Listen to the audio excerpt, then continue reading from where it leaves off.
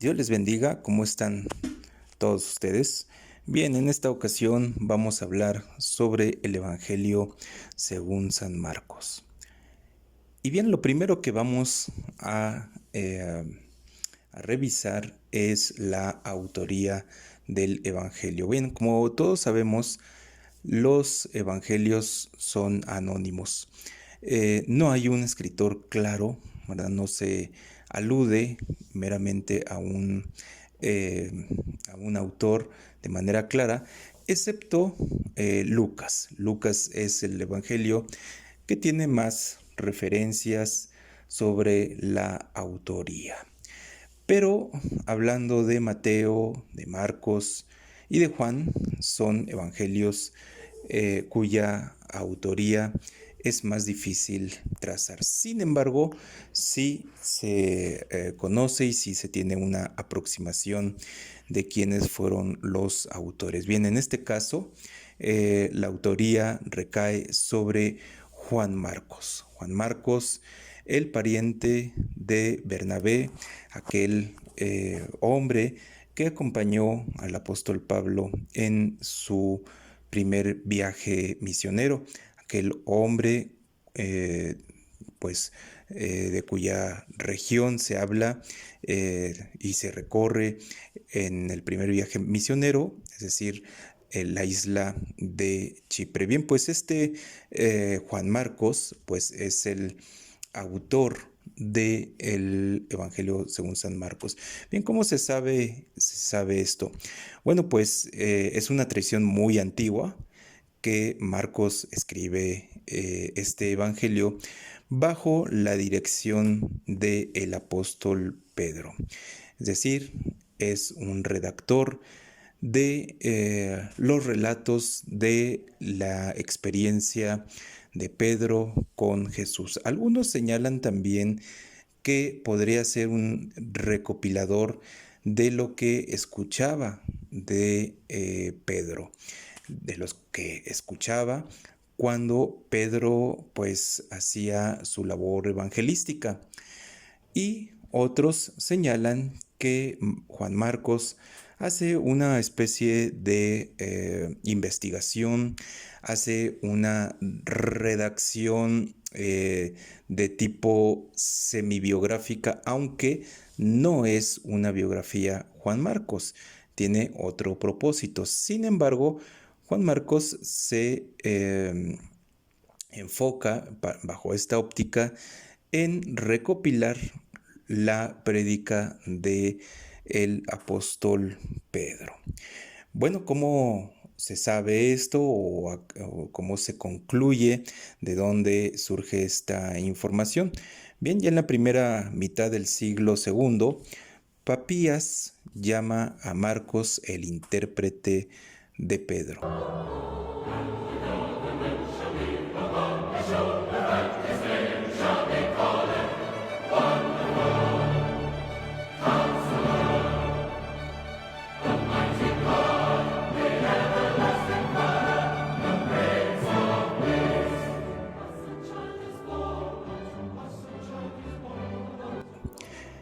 Medio siglo después, Tertuliano nos habla que Marcos bien pudo haber escrito lo que escuchaba en las predicaciones de Pedro. Jerónimo añade que después de escribir su evangelio, marchó a Egipto y fue el primero en predicar el evangelio en Alejandría, y de hecho que allí funda una iglesia. Es decir, para esto pensaríamos que la iglesia de Oriente tiene su origen en Juan Marcos, pero es solamente una especulación.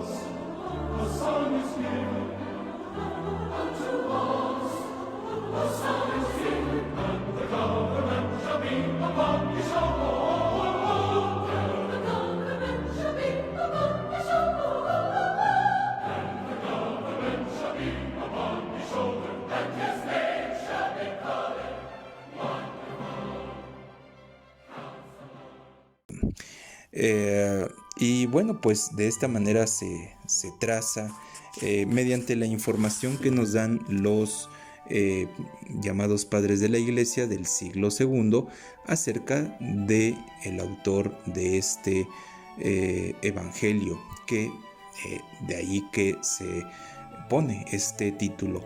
Este título obviamente en el escrito original no decía San Marcos, ni decía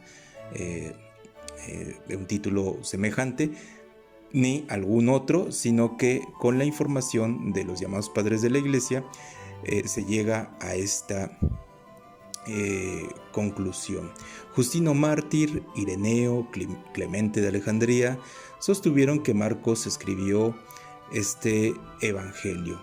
Ya decíamos que Papías se refiere como un intérprete o una especie de traductor de Pedro.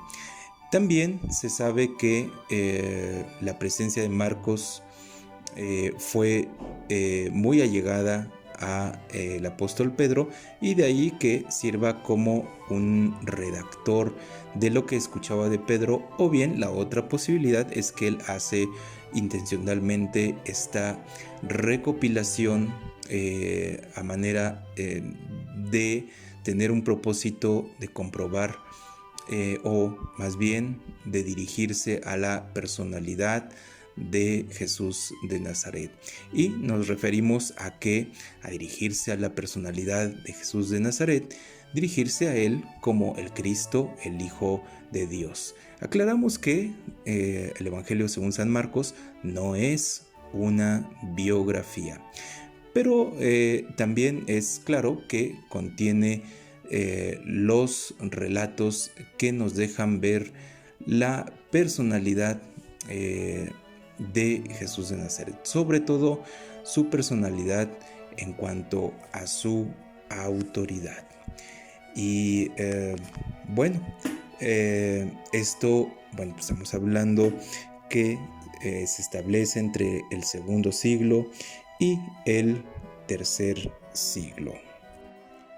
Aclarado que este evangelio no es una biografía, pero se recauda la información que predicaba Pedro. Juan Marcos establece una dirección, establece una intención de que los lectores sepan quién es Jesús de Nazaret, y que lo sepan en un sentido que resalta la autoridad de Jesús. Esto es porque también es legendario el hecho de que Pedro estuvo en Roma, y algunos suponen que Juan Marcos pudo ir con Pedro a Roma, Italia, y que este escrito lo dirigió a una comunidad en Roma, una comunidad cristiana en Roma, o bien tenía la intención de que este escrito se distribuyese y se leyese en todas las comunidades cristianas de Roma. Y como podemos ver a lo largo de este evangelio, que ya decíamos y repetimos, no es de tipo biográfico, sino más bien son rasgos de la personalidad de Jesús. Bueno, pues en este ambiente de autoritarismo, ¿verdad? El ambiente político y cultural de el Imperio Romano, bueno, pues hay una necesidad de mostrar a Jesús de cierta manera. Y es por eso que posteriormente se le relaciona a este evangelio con la figura del león. Es posible que esto se deba a la alusión de la fiereza, de la autoridad, de el valor que muestra un león, ¿verdad? Entonces se le relaciona con la figura de el león. Bien, respecto a la fecha, bueno, pues hoy modernamente se sabe, ¿verdad? O los datos que tenemos es que se escribe antes del año 70. Y es que también lo que nos muestra la evidencia es que Marcos fue un evangelio que se toma como base de información para redactar el evangelio de Lucas y el evangelio de Mateo. Lucas sí tiene una intención de tomar los datos aportados por Marcos, ampliarlos y darle un rasgo biográfico a su evangelio, a diferencia del de Marcos, que tiene rasgos literarios que se dirigen más bien a dar a conocer a Jesús por medio de sus obras y de su carácter divino, de su carácter humano, de lo que él hizo y de lo que los demás dijeron acerca de él. Sin embargo, Lucas sí se dirige pues a redactar con un estilo literario más apegado a lo biográfico, a diferencia de Juan Marcos, que es un evangelio sumamente concreto y tiene que omitir evidentemente algunos rasgos biográficos acerca de Jesús. Entonces, para que sirviese de fuente de información para redactar el evangelio de San Mateo y el evangelio de Lucas, necesariamente tuvo que ser un evangelio redactado muy tempranamente, es decir, entre el año 50, entre el año 70, pero se sabe y hoy se está un poco más de acuerdo que es antes del 70 que se redacta.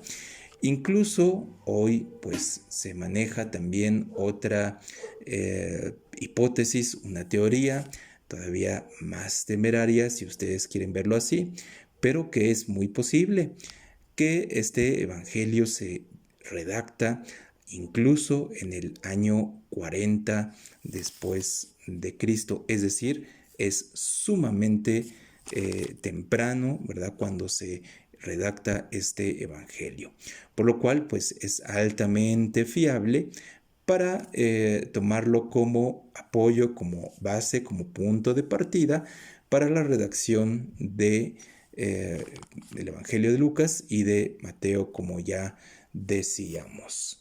Entonces, pues la fecha se establece que es antes del año 70. Es un evangelio sumamente temprano. Sobre el género literario del evangelio de Marcos se ha discutido mucho. Algunos lo relacionan con un género literario muy parecido al de el Éxodo, es decir, que se presenta un libertador dando nuevas bases espirituales, así como Moisés en su momento fue llamado por Dios, fue presentado por Dios para la presentación de un pacto de Dios con Israel y así hacer conocer las leyes de Dios entre el pueblo del pacto que es Israel. Bueno, algunos relacionan que el Evangelio según San Marcos puede tener este mismo criterio, presentando a Jesús como el dador de un pacto nuevo, como el dador de nuevas y más frescas leyes espirituales, un nuevo planteamiento del reino de Dios, pero con la autoridad de que viene de Dios y es una voz autorizada por Dios para establecer nuevas condiciones entre Dios y los hombres. Pero de cualquier manera se ha discutido mucho el género literario de el Evangelio San Marcos.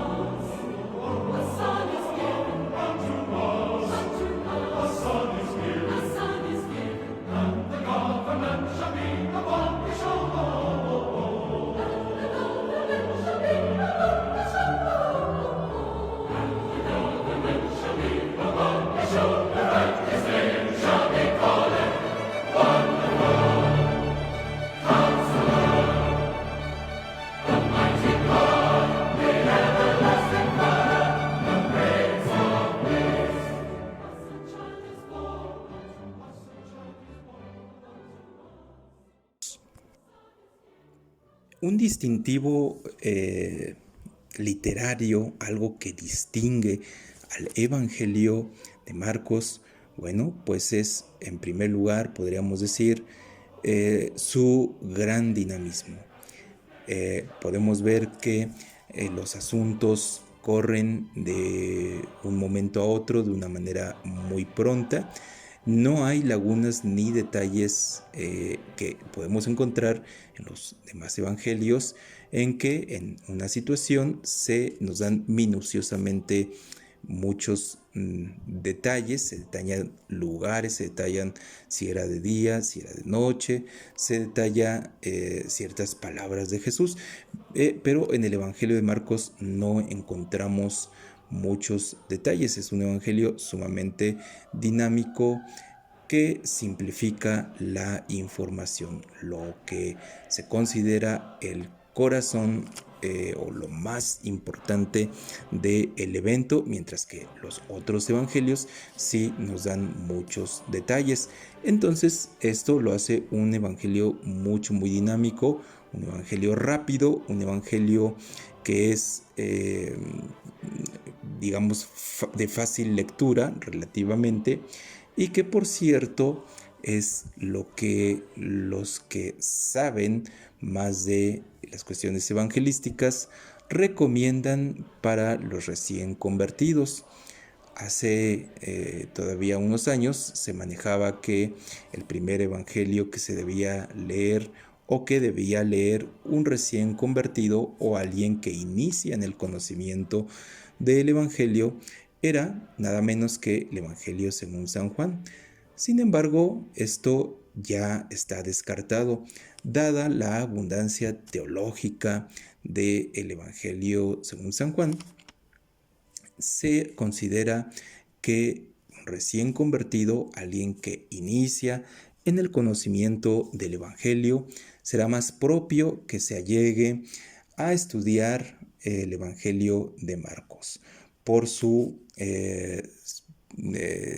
por su manera de manejar de manera o de forma más sintética la información. Entonces es recomendable por la simplificación que presenta Marcos, pues que se lea el Evangelio de Marcos cuando se inicia en el Evangelio. Otra notoriedad o distintivo literario del Evangelio de Marcos es el llamado sándwich marcano.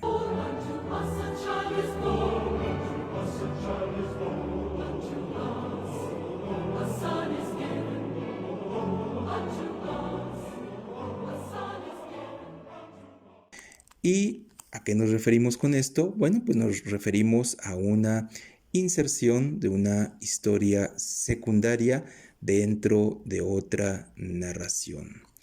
Ejemplos ampliamente reconocidos son cuando Jesús interrumpe brevemente su camino a la casa de Jairo para ver a su hija gravemente enferma, pero en el trayecto sana a una mujer que había sufrido por mucho tiempo el flujo de sangre o una enfermedad que se relaciona o se describe como flujo de sangre. Esto lo encontramos en el capítulo 5, versículo 21 al 43.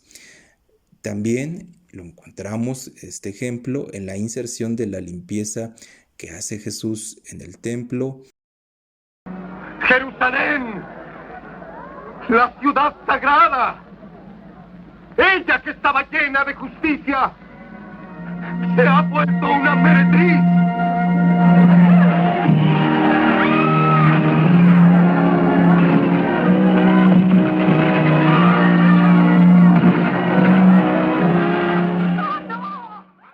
La maldición que pronuncia sobre la higuera y el descubrimiento que hacen los discípulos de esta higuera que se había marchitado. Entonces tenemos como dos etapas, vamos a decir, del sándwich a la figura de la higuera o lo que aconteció con la higuera, y en medio encontramos como un relato central la purificación del templo.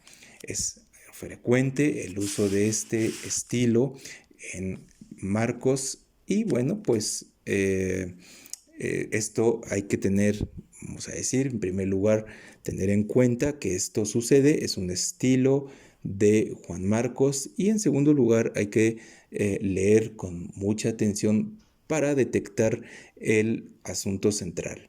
Detectamos primeramente la figura o detectamos los acontecimientos que están enmarcando a un evento central. En el caso de la higuera, aparece primeramente la higuera, después aparece el evento del templo y posteriormente aparece nuevamente la higuera. Entonces, el elemento central vendría siendo la purificación o el asunto del templo. Ya decíamos de la intención de Marcos en el Evangelio. El propósito principal es presentar el testimonio de los apóstoles, lo que él logra saber por medio de los apóstoles sobre Jesús, teniendo como una cúspide, como un clímax de la vida de Jesús, por supuesto, su muerte y su resurrección.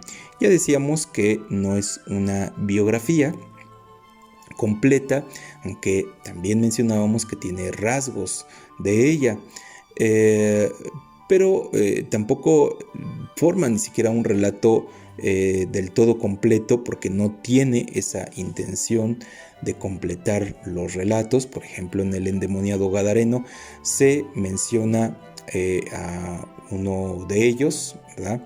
Se menciona solamente a uno, mientras que en los otros evangelios se menciona que son 2 los endemoniados que habitaban en esta región de Gadara. Es decir, siempre va a tender a sintetizar y a simplificar la información. Bueno, pues tiene como propósito presentar este informe, ¿verdad? Este relato que él escucha de los apóstoles y tiene la intención de presentarlo para demostrar que Jesús es el Cristo. Esta es una de las finalidades más importantes del Evangelio de Marcos. También se habla de que el Evangelio presenta a Jesús como el prototipo de israelita que Dios anhelaba. Dios anhelaba una cierta manera de cumplir la ley, de tener una relación con Dios cercana mediante el cumplimiento de la ley en cada uno de los israelitas. Sin embargo, pues como todos sabemos, esto no fue posible, pero Jesús sí es un verdadero israelita. Podemos hacer notar en el capítulo 1, versículo 13, en el capítulo 12, versículo 35 al 37. Podemos localizar estos rasgos, ¿verdad? Y es más, Jesús mismo se presenta como modelo para sus discípulos, es decir, aquel siervo sufriente. Él se presenta como un servidor, ¿verdad? Y este es un prototipo de lo que Dios quiere. Pero también se resalta y no queda lugar a dudas, y Marcos también le asigna un lugar importante a la divinidad de Jesús, presentándolo como el Hijo de Dios. Y también, por supuesto, lo presenta como el Hijo del Hombre. Y bueno, pues podemos encontrar en el Evangelio de Marcos estos dos rasgos, por supuesto, repetimos, de manera simplificada, ¿verdad? Marcos contesta una pregunta que encontramos en el capítulo 4, versículo 41. La pregunta es: ¿quién pues es este que aún el viento y el mar le obedecen? Y bueno, pues en el capítulo 8, 29, encontramos esta respuesta de labios de Pedro: tú eres el Cristo. También el Evangelio contradice profundamente las imágenes de poder proyectadas por el Imperio Romano, definiendo la gloria de Jesús, la gloria de el Mesías, mediante los sufrimientos. Recordemos que Él es el siervo sufriente, aunque si ustedes pueden notar que Marcos no tiene mucha relación con citar profetas del Antiguo Testamento, porque el Evangelio de Marcos va dirigido más a un contexto gentil.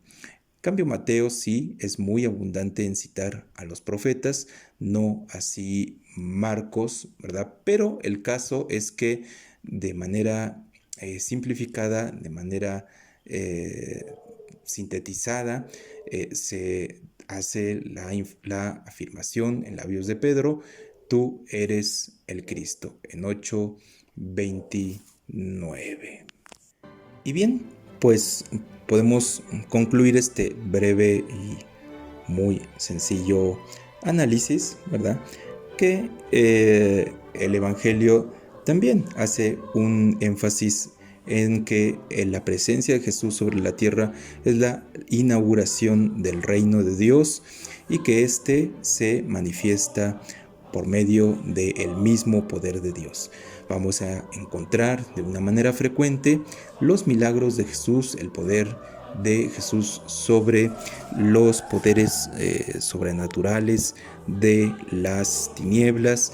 Vamos a encontrar que los espíritus inmundos lo reconocen como el Cristo. Vamos a encontrar este rasgo distintivo de su autoridad en el Evangelio según San Marcos, y así se manifiesta el reino de Dios. ¿Podríamos decir que son rasgos distintivos de Juan Marcos? Sí, porque estos elementos también los encontramos en los otros evangelios, pero encontramos distintivos diferentes, matices diferentes. Es decir, por ejemplo, en Mateo encontramos que un rasgo distintivo, un matiz que es característico de Mateo, es el cumplimiento de los profetas. Ahí encontramos a Jesús cumpliendo la profecía de Isaías, la profecía de los Salmos, etc. Pero en Marcos no es un asunto central que Jesús haya cumplido las profecías, sino el asunto central es el poder de Dios por medio de los milagros de Jesús. Pues es un evangelio que está sintetizado en 16 capítulos, se contiene la Gran Comisión, y también allí pues se encuentra este matiz. Podemos ver este rasgo incluso en el último capítulo, cuando Jesús comparte con sus discípulos el mismo poder de Dios. El Evangelio presenta un poder en su mensaje, y Jesús le da a sus discípulos, a sus seguidores, la autoridad que él mismo ejerció sobre la tierra. Bueno, pues un evangelio pues bastante digno de dedicarle un tiempo para leer estos detalles.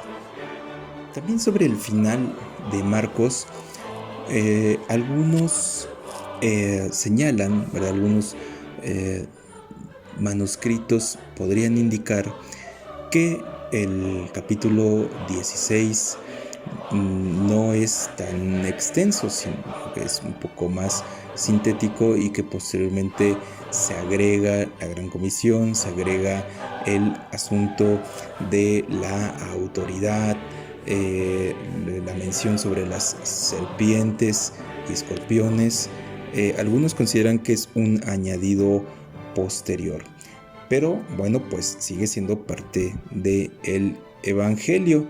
En varios manuscritos antiguos, y pues relativamente vamos a decir que sí son confiables, se concluye con la declaración de las mujeres al escuchar que los ángeles anuncian que Jesús resucitó de entre los muertos. Entonces, para algunos, el Evangelio pues concluiría en el 16:8 y teóricamente algunos manuscritos podrían señalar que posteriormente se añade la aparición a María Magdalena y la aparición también a sus discípulos en el 16, 12 y 13, la Gran Comisión y la Ascensión. Bueno, pero pues esto pues vamos a decir que no deja de ser especulativo. Finalmente son manuscritos confiables, está muy bien, pero no todos los manuscritos nos podrían indicar esto.